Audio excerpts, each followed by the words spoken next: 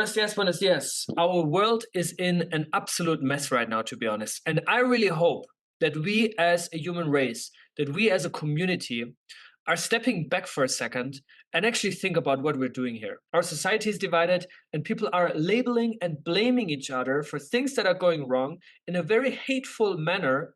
And they are judging others just for expressing their opinions or their beliefs. And the interesting part about that, which is actually a sad truth, is that this is not only happening in a political context, but this is even happening in our little crypto world. In our little crypto bubble that we're all living in, we're seeing people hating, trolling, and really disrespecting each other just for having different opinions about concepts of scalability, concepts of decentralization. And if you just zoom out for a second and really think how dumb that actually is, then I really hope people are changing a little bit their tone. They're changing a little bit their tone, how they're talking to each other. I also believe that this troll culture, where people are literally making up shit about others, throwing them under the bus, and just do that for clicks, likes, and engagement to get some sort of validation from an unknown online crypto community or whatever community you're part of.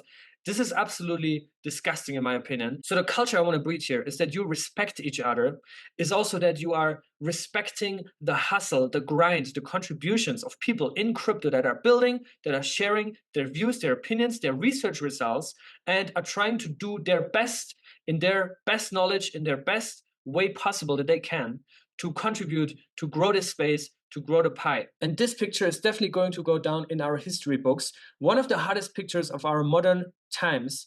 And no matter what your political affiliation is, this is definitely something everybody should condemn. A failed assassination attempt on former president and probably future president Trump, and also the unfortunate death of a bystander that had nothing to do with that. This is the craziest part about all of that. So this is definitely something to be very, very sad about. And I really hope that people are slowly waking up and start to really get their shit together and start to treat each other more respectful and stop with random violence, random blaming each other, random trolling each other. And that starts on crypto Twitter. If you're a crypto person, that starts with you on crypto Twitter, what you're putting out there, what words you're putting out there, how you're talking about other people also behind their backs when they're not there. This is all a attitude and all a mindset that people need to relearn, because a lot of people have unlearned how to be respectful and have dignity. Anyways, this is a crypto channel, so let's talk about crypto. And after this whole Saturday nightmare that went on, we now saw yesterday the announcement of JD Vance as the vice president, the running mate for President Trump, which, to be honest, in my books at least, I believe that this actually decided the election. President Trump is going to win again. We also saw, as a result of that, Elon Musk, Bill Ackman, a lot of other big influential people in business, but also just influencers, content creators, you name it, celebrities, were siding with Trump, publicly coming out, supporting Trump. Elon Musk is now funding Trump, I think with $45 million a month, funding his campaign. So I think this decided the election. But the question is now, who is his running mate? Who is JD Vance? To be honest, I don't know much about JD. I never really heard about him. I'm also not American, so I'm not really following American US politics in general. But JD Vance, I think, is 39 years of age, so relatively young, and he had a tough upbringing from an interview that I heard about him, with his childhood, also domestic violence, those type of things. And he's a self-made guy, right? Self-made as in he lived the American dream. At least that's what I heard in one interview that he gave. And yeah, led to a $8.68 million net worth as per quiverquant.com. Probably a lot more, but this is just something that's kind of public. And the interesting part here is that if you scroll down here or you filter out, you can see that this guy is holding BTC. So I'm not sure if this is a double entry here, if he has two positions, two purchases, but at least he declared, let's say, one purchase, BTC purchase in 2022 that was reported that he holds between 100K and 250K worth of BTC. So this guy is apparently a pro Bitcoiner, a pro crypto person. But yeah, this is interesting. Is it bullish for crypto? Of course, it's beyond bullish for crypto. And not only because if they win, if Trump wins and JD Vance becomes the vice president, that they would probably ease regulations around crypto. They would probably be a lot more friendly. like I talked to you about in the last video, this whole kind of manifesto about making sure people can hold self-custody. Obviously, they give all these promises to get votes, but this is just what they're saying. But also, this means that Democrats now have to play the game as well. Democrats have to also change their tone to crypto, which they're already doing. And they also need to fight for the votes from crypto people, which means that the next couple of months are going to be very, very interesting. In another context, we have my government, the German government, that just sold off all their BTC holdings, totaling $2.9 billion. They wiped out their entire holdings, which they only confiscated in January. And to be honest, as a German, I'm beyond surprised. I'm shocked almost how fast they did that, because usually things in Germany take forever. It's a bureaucratic nightmare. But seeing how fast that went is actually surprising and almost shocking. But they did that. They paper-handed all their BTC. We can actually see that all on-chain now. And that was 50,000 BTC that's now sold off. And the interesting part that someone has told me is that basically the Bundeskriminalamt, the government, had to entirely wipe their wallet to a zero balance, also for tax and kind of legal reasons. But then people started sending funds to this address. So in another context, we have probably one of the top 5 most impactful and influential people in the entire world, BlackRock CEO Larry Fink, who just said on public television, national television, that he was wrong and Bitcoin is now a legitimate financial instrument, entirely changing his tone from a couple of years ago where he said really bad things about Bitcoin. That's not all. We still have news about the Bitcoin spot ETF. Not only today, we have 301 million reported in inflows from yesterday as of July 15, but also before the weekend, we had massive inflows, 310 million on Friday, around 79 million on Thursday, and then 150 and 216 and 294 the full week before. So this is big, big inflows, and a lot of it is coming through BlackRock. A lot of it is also coming through ARK Invest and also Fidelity. And the Ethereum spot ETF is not even live yet. Once the Ethereum ETF starts trading, I think it's kiss and goodbye for altcoins. And we also have some big, big breaking news on that, because Eric Balchunas, senior ETF analyst at Bloomberg, just confirmed that the SEC finally got back to issuers today, so that's yesterday as I'm recording here on Tuesday, to actually return their final S1 applications, which would then lead to a launch for the ETF to trade on Tuesday, 23rd of July, which is 1 week from today. And once this starts trading, I think it's going to be kiss and goodbye, not only for the price, but also for the credibility around proof of stake, around altcoins and all these kind of things. Obviously, we also have this risk that this can be totally underwhelming in terms of very low inflows, while also Grayscale is redeeming their ETH positions, which we've seen with BTC as well. And the question is going to be, will BlackRock, Fidelity, and Co. be able to absorb that and outpace the outflows from Grayscale, similar as we've seen it with Bitcoin? Those are the big questions we don't have answers to, but we most likely have the answer for when launch, and that is July 23rd. Now, with all this geopolitical madness that is going on, the ongoing wars that we have, the US election campaigns that are now heating up, and all this drama around Trump, the market has reacted in a very, very bullish, positive, green way, which might actually indicate that crypto eventually, after all, is still a crisis-resistant asset, which is not only the best asset class to actually have exposure to in our modern times of the internet and all these kind of things, but also in times of maximum fear, maximum uncertainty, and geopolitical madnesses that are going on right now. The rest has also recovered. I don't want to call for an alt season yet. I talked to you guys about an alt season over the past weeks, and I said that I feel, I can smell the alt season around the corner, because we are at max fear, we are at max disbelief that crypto is going to make it, that altcoins are going to make it. So far, only Bitcoin has pumped, everything else is going to zero. Maybe Solana, maybe Ethereum can save themselves, but the rest is doomed. Cosmos is doomed. It's all doomed and dead. Those were the words from the majority of the people. And yeah, we're still far away from all-time highs, but we're seeing a bit of a sign of life. We're seeing a bit of a sign of life, a bit of relief that we're seeing across the board. And I think this shows yet again that crypto is just doing the least expected. When people are giving up, maximum frustration, all these kind of things, that's what crypto does, the unexpected. Now, switching gears, let's talk about the Cito Zone. The Cito Zone, if you're unfamiliar, is my website. And my team and I have actually worked really, really hard to not only ship the website, but also maintain it, enable you to also submit content. If you're saying, yo, Cito, you never talk about the coin that I'm holding, you're really angry about it. Well, you can submit content here. You can write up a nice summary about the coin that you're holding, ideally in the Cosmos ecosystem, of course.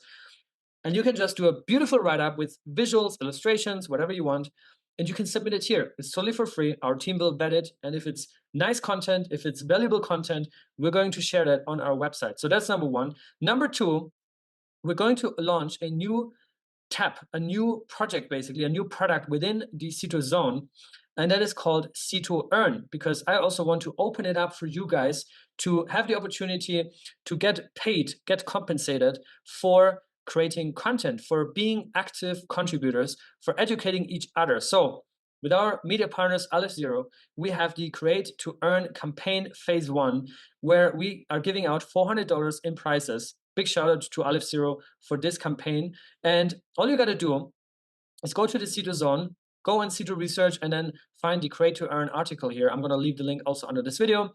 And then you can do all your research here, and then you can follow all these submission requirements, fill out this Google form, and then you are in a pool to win up to $200 in a Zero tokens. Deadline for this is July 31st, so be sure to sign up right now. Sticking with our media partners, we have updates from pSTAKE Finance, the liquid staking provider in the interchain, but also now fully Bitcoin aligned. We talked about it in the last video also when they announced and shared the rebrand, the new logo, the new brand, the new narrative around Bitcoin yields. We talked about this in depth in the last video. And now they have some stats to share. So far, BTC liquid staking testnet updates, they received over 40 BTC in deposits and over 44,800 users. Those are great stats. And I think once Babylon goes live fully, which is going to happen, I guess, in a couple of weeks from now, they will have a phased rollout similar to how Eigenlayer does it. Once Babylon goes on mainnet, pSTAKE will also go on mainnet.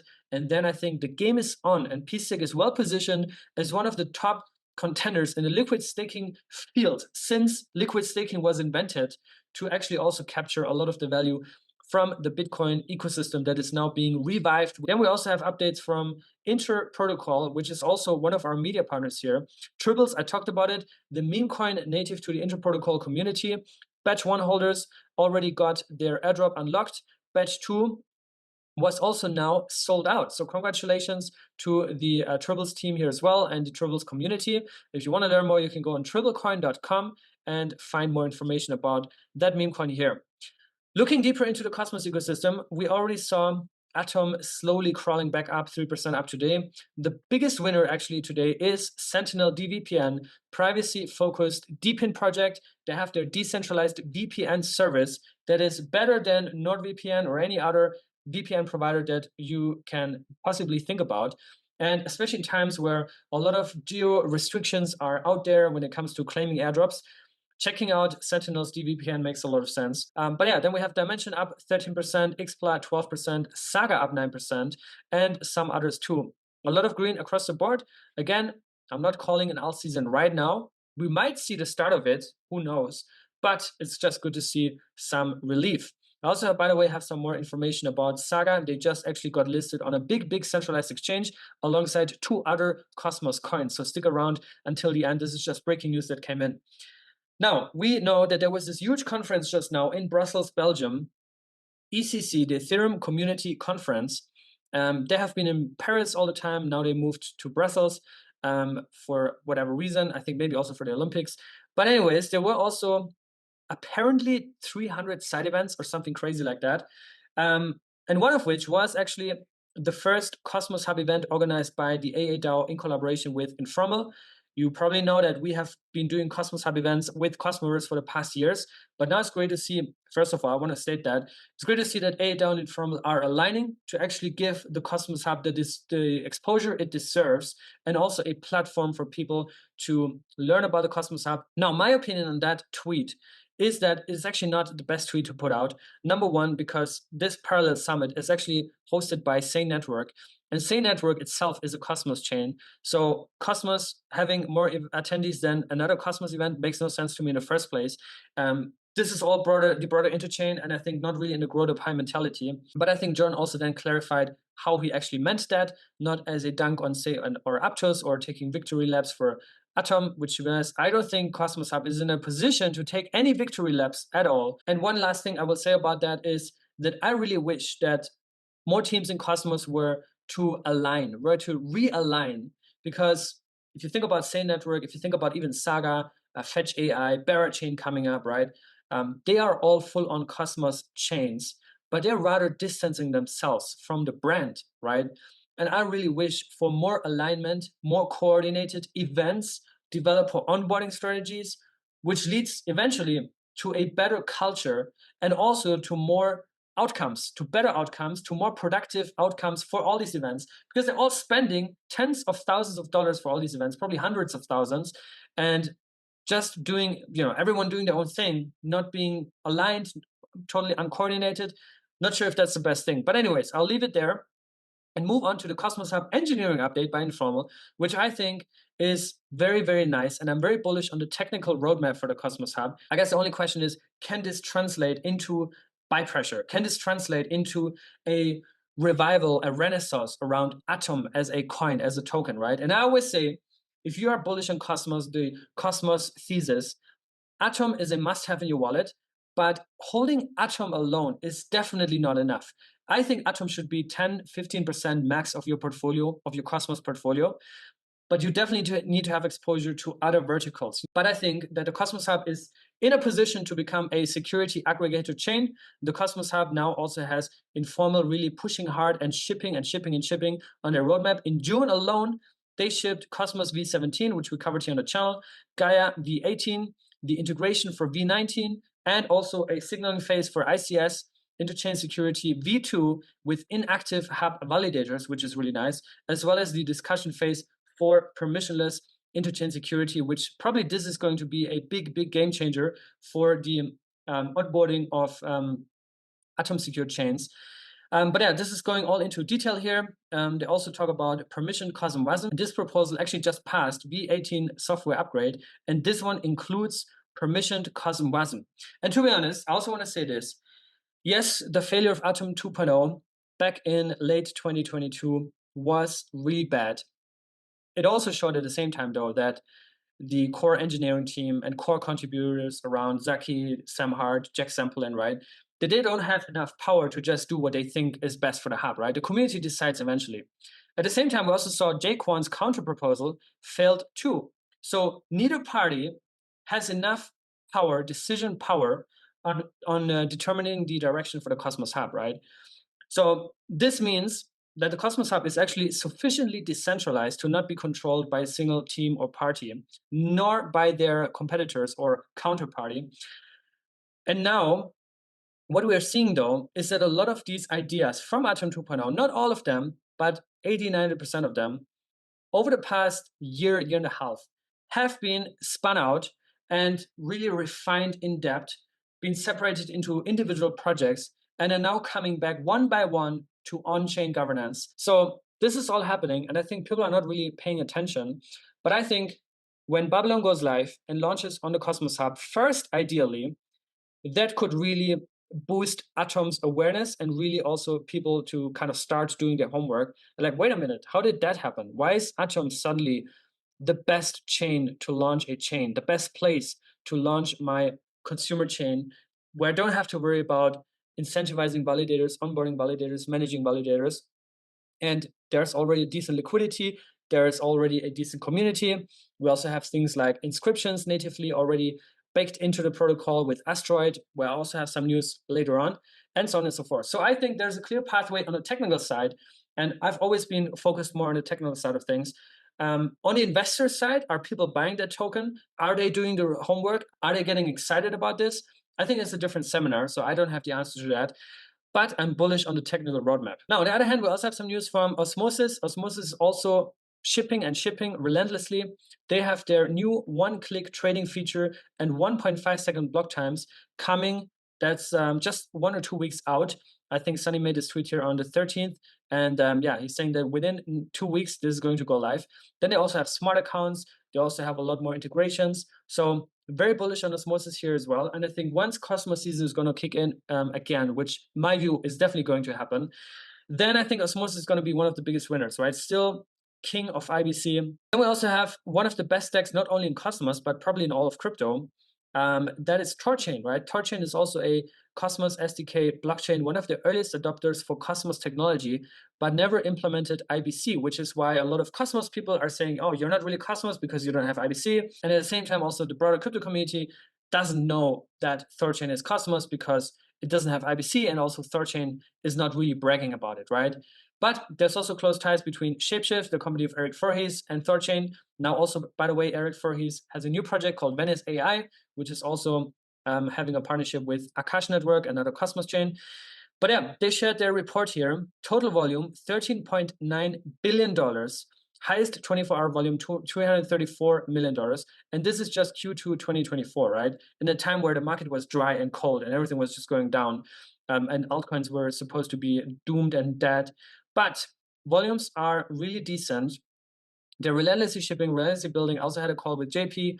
Also had a lot of talks and conversations with Chad over the years. We also did content here. We did live streams. We did coverage and interviews. So Thorchain, very, very bullish, very excited to see. And as part of their roadmap, which they're also sharing here, they're also now actually looking to become an IBC aggregator DEX. Allow Thorchain to aggregate IBC routes through the Atom pool. Atom is natively already integrated on Thorchain. Back when it launched, we also made a video around that. Thorchain will accept memos and transfers from an IBC module and also allow Atom to be broadcasted to an IBC module to swap out for other chains and DEXs. This will allow Thorchain to have access to liquidity to every asset connected to IBC. Thorchain is finally coming home. Thorchain is finally connecting to IBC. We have also some news from Initia, one of the most highly anticipated launches in the next weeks and months. They now just finished up their phase 1 of their testnet. Part 1 has ended, and 38 out of the nearly 1.3 million Jennies, which is basically this character that you could breed and you could do stuff and then you could level it up. I think level 9 was the final stage. We made a video about that also a couple of months ago when it launched. So this is all done now. You can check out your position on the leaderboard, to which level and phase you made it. And now we're entering phase 2, part 2, and that supposedly is going to go live tomorrow. So check out the Initia Testnet. There might be obviously some sort of airdrop, I guess. I'm not sure. I don't have any confirmation. I don't have a crystal ball, but definitely something to check out. As promised, we have some news from Asteroid Protocol. Reutz is now listed on CoinGecko. Reutz is the first inscription on the Cosmos Hub on the Asteroid Protocol, which was launched by Delphi Labs, which is also one of the biggest household names in all of crypto, to be honest. And having them aligned with the Cosmos Hub, to be honest, is one of the most underrated things in Cosmos. But anyways, Reutz has a 1.4 million FTV, which we also inscribed Cito. We've had the stake token here on Asteroid back in January of 2024, so over half a year ago, as an experiment to try out and test out Asteroid Protocol, because to be honest, the Cito community is one of the strongest communities in all of Cosmos. I think we're ranked 3rd when it comes to unique amount of delegators in the entire Cosmos. I think it's nearly 300,000 individual wallets that are delegating to Cito. So big thank you for all of you for delegating to our validator. And our Cito we've had inscription is one of the earliest inscriptions on the Cosmos Hub and CFT20 tokens, and we're very, very proud of that. Next up, we also have some news from Saga. So Bad Kids are not only one of the fastest growing NFT communities and one of the most valuable NFTs in crypto, but also they got a lot of airdrops. And Calvin actually made a tweet here and an Excel sheet where he said, broke down only 1, 2, 3, 4 airdrops, and 2 more are coming, Lava and Penumbra. But he made these 4 airdrops and a calculation from their all-time high token price versus the current price, and what the airdrop for holding 1 bad kid was worth. And at the all-time high, it was worth over $17,000, and at the current value, $2,800, right? So, and if you think back about when Stargaze launched as Atom stakers, we got the Stars token, with a stars token, you could also technically have bought a few bad kids at mint. But that's really the thing about Cosmos that most people also don't really understand. Is like, yeah, in every other ecosystem, airdrops are memes, but in Cosmos, airdrops are actually really decent. And even in those times today, airdrops are very decent, right? Staking Atom has given us so many airdrops, which, yeah, some of them are down 99%, but many of them are still doing well, right? The Tier airdrop is doing well, the Dimension airdrop, Saga airdrop, you name it. We got Stars airdrop, we got Juno, we got Osmo, we got everything airdrop, right, over the years. So anyways, that's all about that. Bad Kids, I think there's going to be a lot more airdrops. I think Bad Kids is also still this flagship IBC NFT collection that is also aligned with some Solana people, with some Ethereum people. And eventually, once Cosmos season kicks in, Bad Kids are probably also going to do extremely well. Then we also have Chilled Worlds, which you guys I don't know too much about. And this is another metaverse project that started their journey with Stargaze. I don't know exactly if they're going to launch on the Stargaze chain or on Astra on their L2. But yeah, they announced Chilled Worlds and the WRD token, which sounds like is going to go live soon. So yeah, Chilled World seems to be a kind of metaverse / gaming project similar to Passage. And we just got some breaking news from Saga. Two things. First, the airdrop claim for the Saga power level over 9,000 Vault 3 is now live. The fourth airdrop, remember, first one was just a regular Saga airdrop, then Vault 1, which was also a Saga airdrop, then Vault 2, and now Vault 3, the fourth airdrop.